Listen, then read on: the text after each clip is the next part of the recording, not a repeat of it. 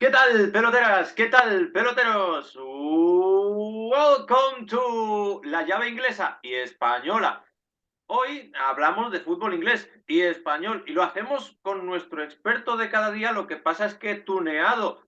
Hoy no vamos a tener al otro lado a Paul Singh, que sí, que también, pero sobre todo vamos a tener a Don Pablo. Don Pablo Singh, ¿qué tal? Muy buenas. Hola, muy buenas. Pues sí, y hoy vamos a cambiar de roles, pero creo que es un poco más interesante, ¿no? Porque Claro. es muy fácil ser de fútbol español si eres español, o muy fácil que te guste el fútbol inglés si eres inglés, pero ¿por qué nos gusta el fútbol del otro país? O sea, eso ya es una historia muy interesante y pues eso para nosotros cada uno tiene nuestra historia y pues hemos decidido hacer esta versión un poco diferente, pero igual de divertido, sino más, o incluso más divertido de lo que estamos acostumbrados, que a mí me parece una muy buena idea y eso es lo que vamos a contar hoy.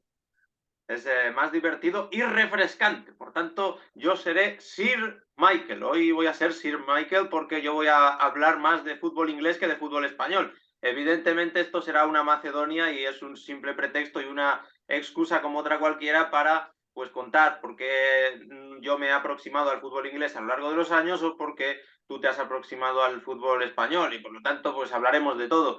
Pero la idea es esa.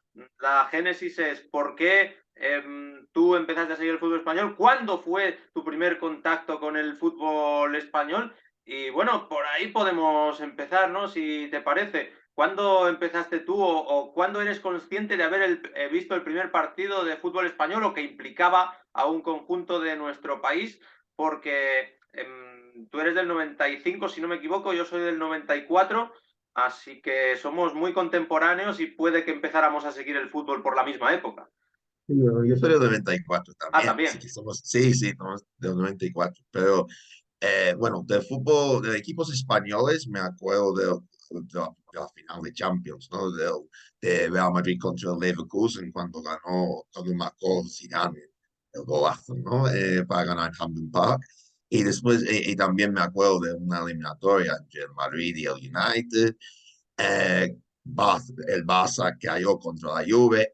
Hablando de fútbol español, de la Liga Española, aquí siempre lo he visto porque eh, es la liga más seguido, tenía muy buena cobertura de Sky Sports. Además, iban bien los horarios porque tenías la Premier durante el día y la liga por la noche. Y era muy fácil seguir las ligas.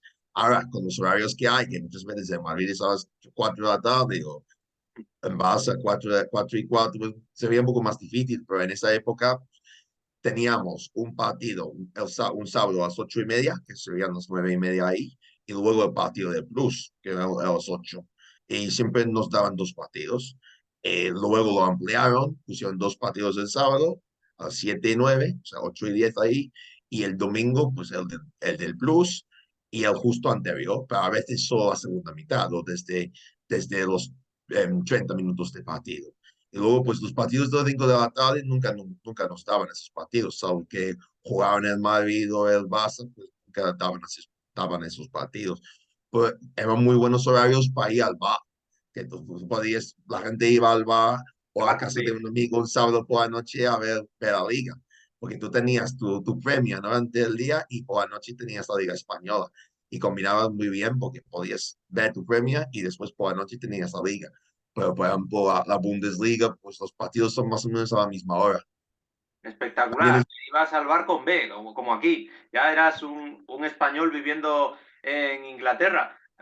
Esta primera aproximación al fútbol español, por lo tanto, data de 2002, un desafío extremo, ¿eh? Qué mítica la música de los partidos del Plus. Aquí lo que pasa es que lo que ocurría era que lo saben todos los que estén en España, que empezaba el partido, te lo dejaban 10 segundos en abierto y luego se codificaba. Y siempre ponías el partido porque la previa sí que te la daban en abierto y entonces a los 10-12 segundos tenías la esperanza de que algún día se olvidaran. De hecho, algún día incluso llegabas a ver una aproximación al área rival, una jugada de peligro, porque te lo dejaban 2 o 3 segundos más, pero ya se cortaba ya. eso es curioso, eso no lo sabía. Lo que sí sabía es que antes de 2009 no había señal internacional para los partidos de la Liga Española. Así que cada partido tenía sus grafismos diferentes dependiendo del operador en España. Y por ejemplo, si tenías el partido de Plus, pues tenías los grafismos del plus en la parte superior izquierda, ¿no? De la esquina superior izquierda, y pues los de la sexta tenían otra forma, y luego pues lo peor es que los otros partidos que antes se metían por PPV, o de pago, ¿no? Sí. Pues tenían solo el marcador y los minutos, no tenían ni los equipos, así que no sabías con quién jugaba, y no tenía ni primero ni segundo tiempo. O sea, cuando empezaba el segundo tiempo, volvía a ser 0-0 en el marcador. Es que tú no tenías que mirar la vía televisiva para saber si era el primero o segundo tiempo. A veces era obvio, por ejemplo, si era 2-3, después de 1 minuto 30, pues estaba claro que era el segundo tiempo, no iba a haber 5 goles en 1 minuto. Pero nunca sabías quién jugaba ni en los minutos, porque no sabías si era el primero o el segundo tiempo. Y luego, pues como no había señal internacional, pues muchas veces iban con retraso o no iban sincronizados el sonido y la imagen. Y muchas veces oías un grito, ¿no? De gol, y después, 10 segundos después, entraba el balón a la portería. Así que eso ya teníamos unos buenos momentos ahí del fútbol español de los viejos tiempos. ¿Cómo hemos cambiado? Ahora estas cosas serían impensables, ya con la tecnología se ve todo en todas partes. Bueno, estos partidos, por cierto, los comentaba que ya alguna vez lo hemos mencionado, era la mítica pareja aquí en el Plus, Carlos Martínez y Michael Robinson. ¿Allí os servían esa señal o no? No, no, nosotros teníamos nuestros propios comentaristas, porque Mm. obviamente en español la gente no entendía. Así que siempre había, por Rob Palmer, que es un narrador muy, o Kevin Keating, que son narradores muy famosos, y luego, pues, de comentarista ponían siempre a Jerry Armstrong, que es un exjugador neozelandés, que eliminó a España del Mundial de 1982 con un gol, y luego jugó 2 años en el Mallorca. Así que siempre hablaba de sus tiempos, de sus recuerdos del Mallorca durante la retransmisión. Y antes también iban a algunos partidos en directo, in situ. Después solo iban a los clásicos, y luego pues con recortes y todo eso, pues dejaron de hacerlo. Incluso en un momento el famoso clásico en el Bernabéu del 0-4, creo que fue, de Sí. justo después de los ataques en París, pues ese día mandaron un equipo de comentaristas al Bernabéu, y justo entraron, y justo antes del partido se fue señal, y tuvieron que comentar desde Inglaterra 2 comentaristas reservas, y nunca volvió la señal. Así que los comentaristas en el estadio vieron el partido 90 minutos sin poder comentar nada, y nunca volvieron a ir después de eso.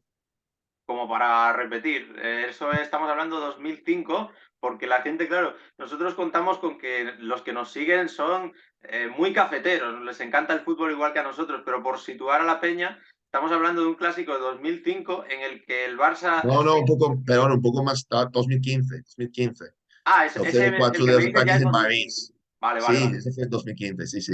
Sí, como me Ese fue en decías 2015. París, pensaba que te referías al... O sea, como me decías clásico, goleada del Barça, pensaba que te referías a 2005, que es cuando Ronaldinho se exhibe en el Bernabéu y sale aplaudido. Pero esto, vale, entonces es más reciente. Entonces hablamos de 2015, que Sí, 2015 ya nos acordamos mejor, es el clásico de Rafa Benítez, precisamente que hizo historia también en el fútbol inglés y que sale el Barça a hombros también del Bernabéu, pero que es un auténtico escándalo porque es la época en la que el Barça de Luis Enrique empieza a dominar con puños de hierro la Liga Española. Sí, sí, es que ha habido varias goleadas del sí, Barça. sí, sí, sí, sí, sí, sí.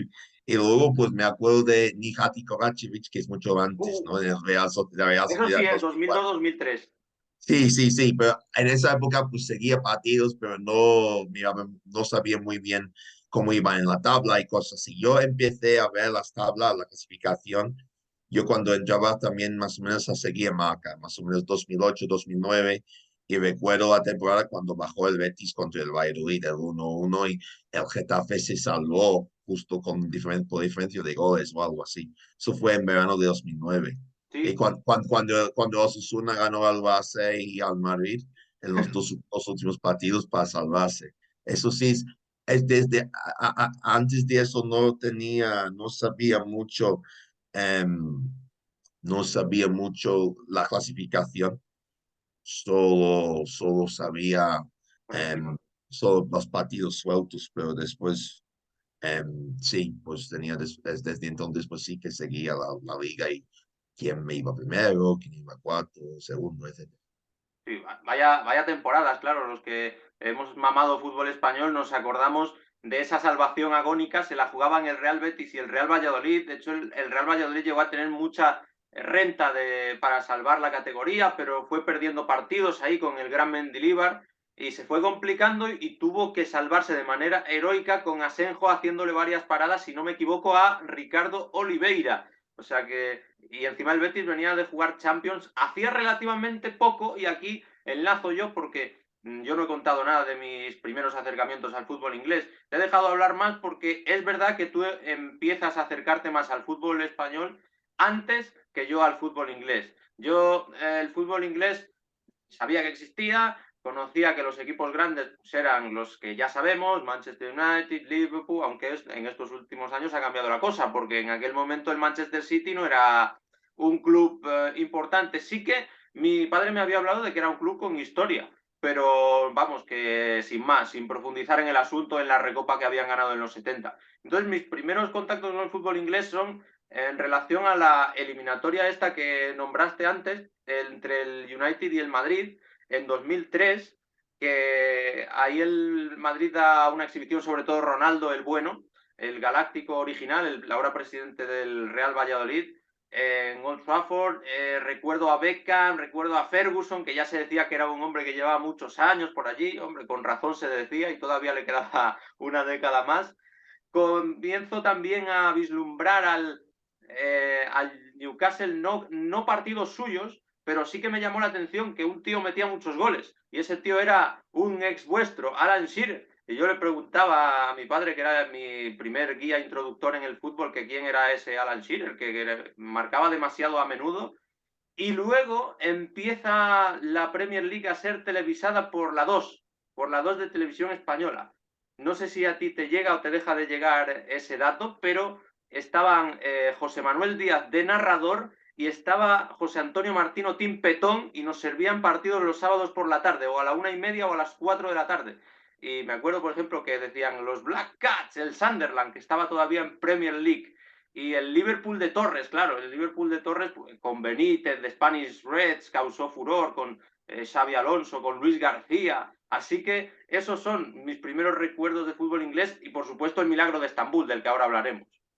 Sí, por supuesto, porque eso ya me pilló un poco antes, eso ya no recuerdo. Yo sí recuerdo jugaba en Movistar, en Canal Plus, eso todo en Canal Plus, cuando la Premier se televisaba en Canal Plus, pero aquí como nunca hay partidos a las 4 de la tarde y tienes que ir mirando buscando enlaces, pues eso no lo sabía, pero eso era una muy buena época porque, claro, porque tenías Benítez justo después, ¿no? Y luego pues los jugadores españoles en la liga y eso, cuando hay jugadores españoles es mucho más fácil para que la audiencia local la siga, ¿no? Y eso es muy importante, eso como has dicho. Y eso ya a veces la gente no sabía tanto de la Premier porque no era tan fácil seguir otras ligas en esa época, en 2002, 2003. Ahora pues es mucho más fácil, tienes todo en internet, es mucho más fácil buscar información.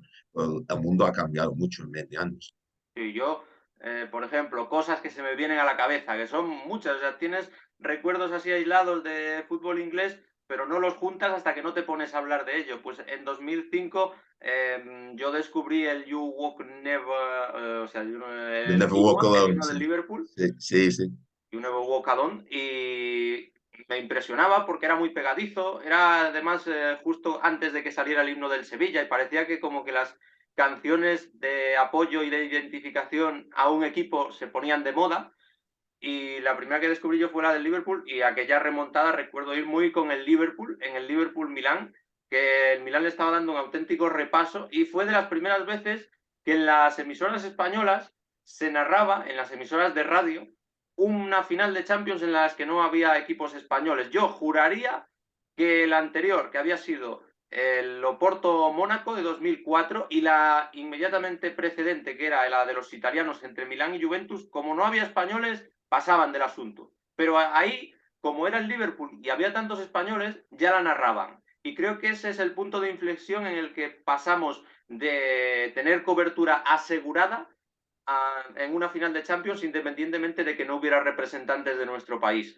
Y con el Liverpool-Milán, digamos que hay un punto de inflexión, porque claro, ahí vemos la heroicidad de Gerrard, un partidazo que se marca Jamie Carragher, y a partir de ahí es como que el Liverpool pasa a ser el equipo por el que yo tengo más predilección en Inglaterra, por la manera de ganar esa final, y porque en 2007 llega Torres, y Torres era un mitazo de nuestro fútbol. Es que quizás duró demasiado poco al máximo nivel, pero al máximo nivel era una fiera, era de los mejores del mundo. Y tengo muy presente volver del río de mi pueblo, que en mi pueblo hay río, no es de Aliste, justo a tiempo para ver el primer partido de la Premier League en el que debutaba Torres en casa del Aston Villa, que era campeón de Europa también, que yo ni lo sospechaba. Y recuerdo ese Aston Villa-Liverpool, que creo que gana el Liverpool 1-2. No he consultado nada, o sea, a lo mejor me está traicionando la memoria. Y no sé si Torres marca en ese primer día, pero es posible que sí. Aston Villa-Liverpool 2007 debe ser eso. Y eso lo daban en la 2 a las 6:30 de la tarde, y recuerdo venir a por lo menos ver el final del partido. Eso, ese partido, yo no me recuerdo 100% si marca o no, pero sí, yo creo que tienes razón, ¿no? Lo que dijiste, que esa final de 2005, por la manera épica, ¿no? De cómo ganó la final del Liverpool, pues eso ya interesó a mucha gente, y pues aunque no jugaban españoles, pues equipos españoles, pues ya era una final tan importante. Y yo creo que también la UEFA lo sabía, y por eso, pues a partir de 2010 pues la final se jugaba en sábado en lugar de miércoles, porque antes la final se jugaba en miércoles. Antes ibas al colegio y pues luego iba a ver la final. Pues era más un evento, ¿no? La final de Liverpool y Milan. Esa final no la pude ver en directo porque teníamos una excursión de colegio, ¿no? A Gales, disfrutar de la semana y pues fuimos a hacer castillos de arena en la playa y pues Como el nos dijeron. Liverpool. Sí, sí, nos dijeron 0-1 y 0-3. Dijimos, bueno, no pasa nada.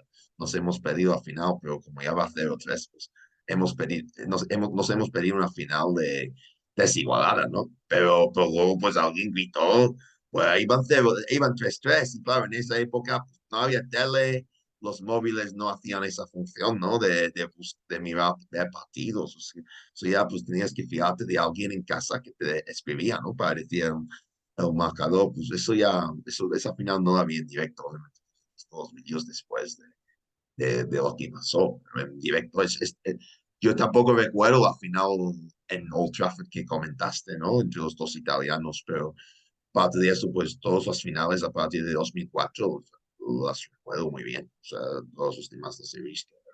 Esa, sé que me comentaste en alguna ocasión que esa final entre italianos la historia, que es una final muy mala, pero sí que esa cuando pierdes una final o cuando pierdes una final ganando 0-3, ya eso ya era como hemos visto otras montadas, ¿no? En el fútbol, con Newcastle Arsenal, de 0-4 a 4-4, también ha pasado en el Dortmund Bayern, también ha pasado, yo creo que en Champions lo más parecido que he visto es la famosa eliminatoria entre el Deportivo de La Coruña y el Milan, ¿no? En 2004. Dio 4-1 en el campo de Milan, los españoles, y luego en Galicia ganó 4-0 para pasar a la próxima ronda. Y ese partido lo recuerdo perfectamente, claro, con Deportivo, con Troy Mackay, con Diego Tristán, con Molina en la portería. Ese equipo, pues siempre me gustaba mucho el Deportivo por ese motivo, porque además los colores me gustaban, pues azul y Blancos. blanco. Azul y blanco, pues esos colores me gustaban, así que para mí, pues el Deportivo de La Coruña pues, siempre ha sido un equipo que me ha gustado, pero ese era un equipo histórico, ¿no? Del Deportivo. Sí, sí, te iba a preguntar precisamente por esa remontada del Depor al Milan, porque a mí me condicionó durante mucho tiempo esas dos remontadas que sufrió el equipo rosonero, me condicionaron mi impresión y mi percepción de Carlo Ancelotti, que estuvo en el lado malo de la historia en ambas, era el entrenador del Milan. Entonces, yo a Ancelotti no me lo tomaba como buen entrenador hasta que ya demostró con el Madrid todo lo que había que demostrar en 2014 y 2015, pero yo siempre lo veía como el entrenador que fue remontado por el Depor en 2004 y por el Liverpool en 2005 y que no aprendió de su error y desperdició su equipo 3 goles de renta. O sea, hasta ahí llegaba mi crueldad y mi juicio sumarísimo al entrenador italiano, que luego se ha redimido de sobra, pero que siempre tendrá esas manchas en su expediente como las tenemos todos si miramos atrás. Así que esa eliminatoria del Depor y del Milan, vaya auténticos mitazos había en el Depor, como has nombrado, Pandiani, Valerón, Luque y Fran. No sé si me estoy equivocando, pero es posible que estos fueran los autores de los 4 goles, porque es una eliminatoria que yo visito cada cierto tiempo. O sea, me gusta mucho recordar la narración de aquello que parecía imposible y aquel Super Depor llegando a las semifinales contra el Oporto, que parecía que había hecho lo difícil, remontándole al Milan, y luego perdió con el Oporto de un Mou, que también es uno de mis grandes recuerdos en la Premier League, porque recuerdo al Chelsea de Mou, de Drogba, de Shevchenko, en aquellos años dar mucho a guerra y plantarle cara al Liverpool. Yo solía ir con el Liverpool, ya digo, por Torres principalmente, porque había más españoles y porque me caían simpáticos por él y un Nebo Calón. Pero recuerdo esas batallas muy feroces a cara de perro con Pepe Reina parando penaltis en la tanda de Champions de 2000, no sé si es 2005 o 2007, pero la Champions entonces la daba aquí Antena 3 y es donde veíamos el Chelsea-Liverpool con la narración de José Antonio Luque, casi nada. Oh, bueno, pues Luque, sí, sí, que narrador, yo de Luque, por supuesto, que lo conozco y siempre lo he escuchado muchas veces también, por supuesto. Y Albert Luque, el jugador, por supuesto, también que marcó, ¿no? En el Depor Milan. Pero yo recuerdo también la final, la Champions en Antena 3, eso sí lo recuerdo. Y él fue en la sexta, pero lo de la Champions, de la Premier, no, aquí en Inglaterra, pues siempre se daban los martes y miércoles un partido en ITV, que era como, un poco como Antena 3, es un poco como Antena 3, y el resto pues lo daban en Sky. Pues ahora pues dan todos en BT Sport y la próxima temporada pues ya Amazon tendrá un partido también, pero siempre ha habido algún partido en abierto, siempre había algún partido en abierto para la gente cada noche y recuerdo antes cuando había dos fases de grupos también de la Champions. Eso es la temporada justo en 2002-2003, es cuando en Newcastle hace la remontada de perder los 3 primeros partidos y ganar los 3 últimos para ir para pasar de ronda. Esta es una remontada espectacular de 2002-2003 en fase de grupos para Newcastle. Y eso ya, pues, eso está bien hablar de eso porque, claro, tenemos la Champions, ¿no? Esta temporada con el Newcastle, pero esto ya pues lo cambiaron y desde 2003 pues ofrecían todos sus partidos, porque antes solo nos daban los partidos con equipos ingleses. Pero ahora pues desde 2003 pues ofrecían todos sus partidos. Es que hemos cambiado mucho, pero sí que el Deportivo siempre era un equipo que me gustaba. Recuerdo también el Celta en Champions, Hombre, el Betis en Champions. Eso ya pues, son equipos que llevan un tiempo fuera, pero fuera de Champions, e incluso en el caso de Deportivo, es una tercera categoría, pero es increíble lo que cambia el fútbol. Y luego, pues si tienes un caso más reciente, ¿no? Pues el Málaga, que ya pues llegó a las cuartos de final, ¿no? De Champions y se quedó fuera sí, de manera tan dramática y tan cruel, y pues mira dónde está ahora, son cosas del fútbol. sí, claro, es que en el fútbol español hemos tenido bastantes representantes en los últimos años en Champions, porque en Inglaterra han solido ser más los mismos dentro de un ramillete de 6 7 equipos que se han ido alternando, pero en España hemos tenido gente que se ha colado ahí de manera fenomenal, como el Valencia cuando ganó las 2 ligas o un poco antes cuando llegó a las 2 finales de Champions, que yo no recuerdo las 2 finales de Champions del Valencia, pero sí recuerdo las 2 ligas. Y lo del Newcastle no me acuerdo. Lo que sí tengo muy presente también es que había 2 fases de grupos de la Champions, pero como era justo el momento de transición entre empezar a seguir el fútbol y comenzar a entender cómo funcionaban las competiciones, yo no recuerdo exactamente cómo funcionaban esas 2 liguillas. Ya sé que Bueno, pasaban... era como, sí, era exactamente como la fase de grupos de ahora, de 32 equipos, Sí, y luego, pues en lugar de octavos, había otra fase de grupos con con 4 16 grupos. equipos, 4 grupos de 4, y los 2 primeros de cada grupo pasaban a cuartos. Y luego, era tener una segunda fase de grupos en lugar de tener octavos.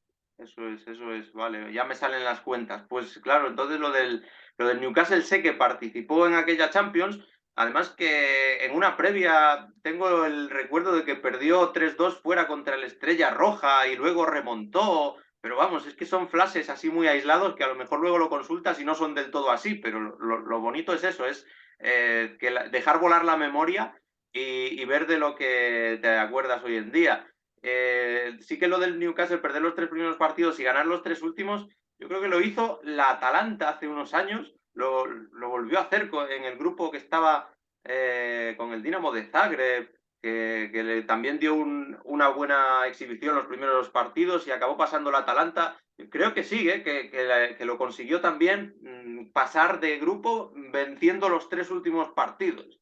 Así que son flashes así que tenemos. Y claro, pues yo de equipos ingleses ya he dicho el Chelsea de Mou, que recuerdo muy mucho esa eliminatoria contra el Barça, cuando le decían Mourinho, vete al teatro, estaba Del Horno por allí, que lo expulsan, y yo recuerdo que ponía esa eliminatoria del Chelsea-Barça por la radio porque estaba descubriendo yo narradores españoles que no había conocido hasta la fecha, y eran Alfredo Martínez, por ejemplo, que gritaba mucho los goles del Barça. Entonces a mí me hacía ilusión que marcara el Barça, no porque yo quisiera que ganara, sino para ver cómo cantaba ese hombre los goles. Y acabó pasando el Chelsea en esa eliminatoria 2005. Así que es otra cosa que tengo también a mano. Como también tengo esa final de 2008 entre Chelsea y United, que es la primera final que yo vi con equipos del mismo país. Es verdad que antes había habido el Madrid-Valencia, pero ya digo, yo no fui testigo. Y la del Chelsea United con el resbalón en la tanda de penaltis, con el fallo de Cristiano Ronaldo, esa la tengo también presente, aunque fue un poco como el Milan Juve, ¿eh? No fue la más apetecible del mundo.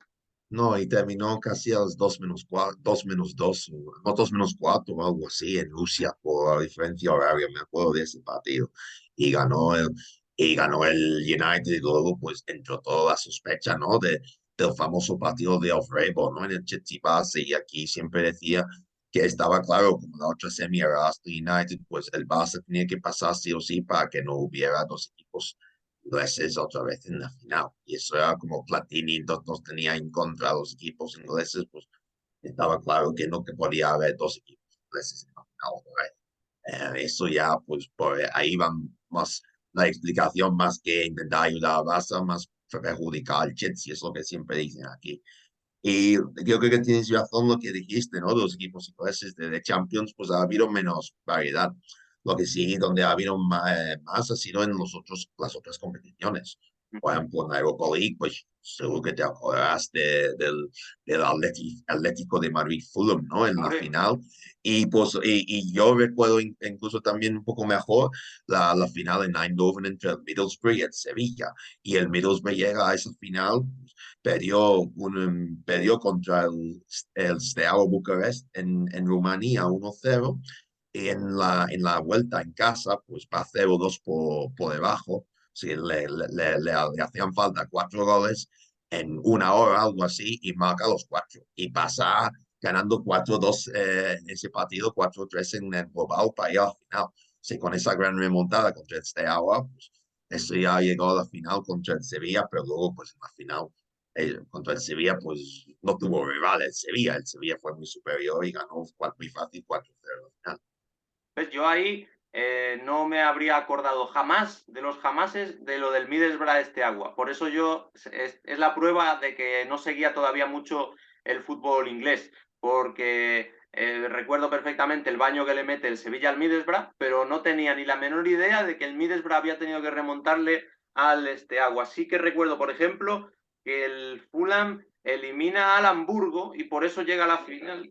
Y además el Atlético estaba contento porque en teoría era más difícil jugar contra el Hamburgo en 2010 y se sintió como aliviado, creo que sí, que fue de esa manera. Y también recuerdo, pues hablando de esas finales de Champions entre españoles e ingleses, con el Barça contra el United 2 veces y contra el Arsenal, que no he dicho nada del Arsenal, pero a mí me parecía increíble, Henry. Yo tenía un poco mitificado a Henry, bueno, es normal que lo tuviera porque era buenísimo, pero cuando llegaba al Barça me dejó la sensación de que no era para tanto, claro, porque no eran ya los super años de Thierry Henry, pero ese Arsenal de los Invencibles también lo recuerdo en la fase de grupos contra el Valencia y lo recuerdo en ese partido contra el Villarreal en semifinales en el que falla Riquelme el penalti que los puede enviar a la prórroga y que acaba propiciando esa final entre Barça y Arsenal. Así que también otro equipo, los Gunners, que después, eso sucede después de que le hubieran dado un repaso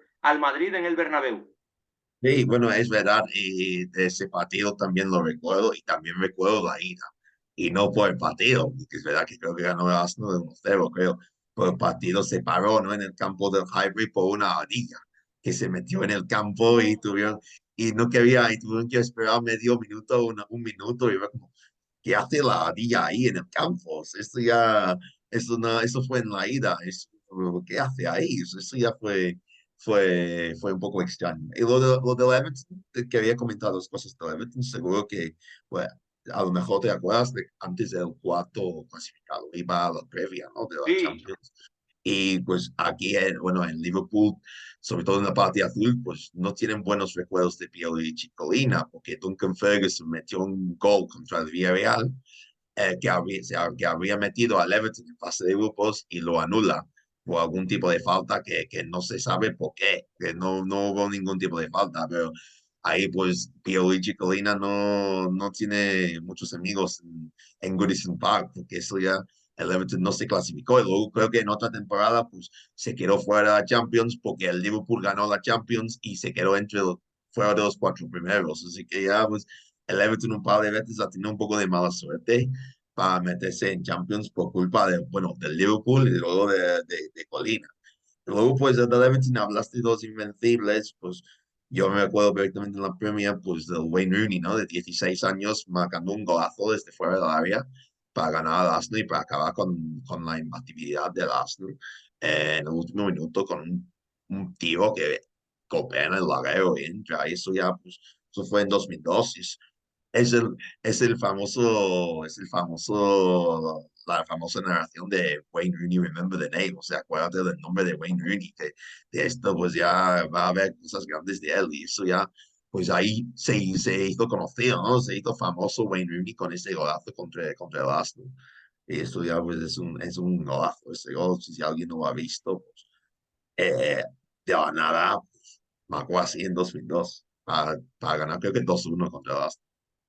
sí, sí, sí, yo no recuerdo exactamente ese gol, pero sí que tengo muy en mente que Rooney en ese momento parecía que iba a ser, vamos, Messi, que fue muy bueno, pero que parecía que iba a ser lo que luego fue, por ejemplo, otro jugador mítico de Premier League como Cristiano Ronaldo, del que yo apenas tengo recuerdos. Es curiosísimo. O sea, yo Cristiano Ronaldo tengo más recuerdos, muchísimos, muchísimos más, también es lógico, de cuando está en el Madrid que de cuando está en la Premier. Yo es curioso porque lo tengo bastante borrado de la mente, quizás eso porque no veía tantos partidos como ahora y porque el Liverpool con los españoles acaparaba más atención, pero también es otro dato a resaltar. Y no sabía la relación del Everton y de Colina, ¿no? Es que yo creo que esa noche en el Everton Villarreal, fíjate lo que es la mente humana, que recuerdo cosas muy raras. Yo creo que esa noche del Villarreal Everton, en uno de los dos partidos como mínimo, había aquí el Grand Prix, que va a volver ahora, y yo lo estaba Otra viendo, y yo pasaba del partido. Oh, pues es que a veces hay cosas, ¿no? Que haces que no lo ves, pero luego pues ya te acuerdas, ¿no? Y también otras cosas de la Premier, pues aquí el Cristiano Ronaldo sí recuerdo que marcó contra el Blackburn alguna vez dio una patada a nuestro jugador, el árbitro no lo vio, luego marcó, pues en algunos partidos sí que mostraba daba algunas pataditas y cosas así, pero era muy buen jugador en el United y esa historia es porque el Sporting Club de Portugal jugó un amistoso contra el United para estrenar al José Alvalade. Y juega muy, muy bien. Y Alex Ferguson dice al final del partido, no nos vamos de aquí de Lisboa sin haber fichado a Cristiano Ronaldo, porque los defensas le dijeron al descanso, es que este jugador es imparable, aquí fichado. Y al final del partido, pues va y ficha a Cristiano Ronaldo. Y eso ya fue por un amistoso en el Sporting Club de Portugal contra el United. Por eso acabó en el United. Y luego, pues claro, en esa época también, más o menos en esa época, pues había las famosas peleas entre el United y el Arsenal, que hay un penalti que creo que falla Ruud van Nistelrooy, y luego hay una pelea después, luego hay la pelea en el túnel entre Roy Keane y Patrick Vieira, en esa época, y luego pues después juega José Antonio Reyes y dice, mira, que yo acabo con, las piernas llenas de moratones, que yo no puedo jugar fútbol inglés. Y se va del fútbol inglés después de muy poco, porque no puede con el fútbol inglés, la naturaleza física, ¿no? del fútbol. Así que en esa época pues había muchísima rivalidad entre Wenger y Ferguson, entre United y el Arsenal. Cierto, y un nombre que no puede faltar en esta charla, aunque solo sea nombrarlo, Cesc Fábregas, de los primeros que va allí y que junto a los del Liverpool hace fortuna y en ese Arsenal que era potentísimo, juega un papel muy fundamental porque además es súper joven y es el que mete, por ahí quiero acabar yo la charla, que ya se nos va acabando el tiempo, es el que mete el penalti que cambia un poco la historia del fútbol español con la selección de Luis Aragonés en 2008 contra Italia en 2008. Quiero que terminar esta charla. Yo no puedo, lamentablemente no había nacido en el 66, no puedo decir dónde estaba yo cuando ganó Inglaterra los títulos, pero tú sí puedes decirnos, Paul, cómo viviste tú el Mundial y las Eurocopas de España. Bueno, el mundial lo vi en casa, lo vi obviamente la final contra Países Bajos. Antes había ido durante el día a Manchester a ver un partido de cricket, luego volví a ver el partido en casa, obviamente en directo, la final del mundial. La de Eurocopa, pues por supuesto, también lo vi en 2012. La Eurocopa de 2008, pues sí que la vi, pero veía muy poco del torneo. Recuerdo un partido que llovió mucho, creo que un partido de Suiza, pero como Inglaterra no se clasificó para ese torneo, pues ese torneo lo tengo un poquito olvidado, sinceramente, porque era como, pues nosotros no jugamos, porque Cierto, perdimos contra Croacia en con 2007. Modric. Sí, claro, claro, 2-3 con Steve McLaren como entrenador, pues ya ese Eurocopa, pues por aquí se recuerda muy poco, sinceramente, porque como no nos clasificamos, aquí siempre se dan todos los partidos, pero se vio, pues eso ya fue el comienzo, ¿no? De una generación dorada de España con Aragonés y después del Bosque. Eso ya pues, tenía muchísimo talento España. Y España pues perdió el primer partido, ¿no? Contra Suiza en el Mundial. Luego culpaban a Carbonero, todo eso por distraer a los jugadores y mira, ganó el Mundial. Eso ya son cosas que pasan en el fútbol, ¿no? Y sí, es fascinante el contraste, porque claro, a vosotros se elimina Modric dando un recital, y entonces esa Eurocopa pues es como que no existe, es como los dos últimos mundiales de Italia, que habrán pasado bastante de ellos porque no han estado. Yo no tenía tan presente esto, pero sí que es así. Ahora ya me sitúo en el tiempo. Y España que ganaba y que para mí es la mejor Eurocopa de la historia. Es decir, podrá haber muchas otras, pero yo la que voy a recordar siempre va a ser la de 2008. Para mí es un torneo absolutamente idealizado. La selección española de Luis Aragonés, España contra Italia, la roja contra Rusia y la roja contra Alemania en la final con el gol de Torres que estaba en el Liverpool. Así que de todo ello hemos hablado con Paul Sin, que hoy ha sido un poco Pablo, y conmigo mismo, que hoy en vez de Miguel he sido un poco Michael. Así que creo que hemos pasado un rato muy agradable recordando viejos tiempos de fútbol español y fútbol inglés. Muchas gracias, Paul. No, muchas gracias. He disfrutado mucho de la charla y ha sido muy diferente. Espero que le guste a nuestros suscriptores. En sus manos está. Un abrazo, chao. Chao, un abrazo.